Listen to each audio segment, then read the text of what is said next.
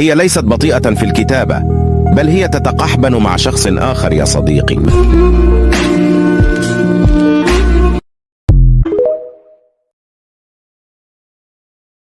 هي ليست بطيئة في الكتابة، بل هي تتقحبن مع شخص آخر يا صديقي.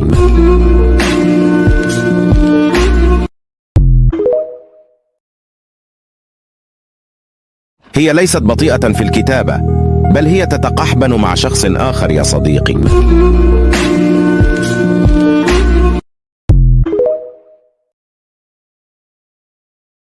هي ليست بطيئة في الكتابة، بل هي تتقحبن مع شخص آخر يا صديقي.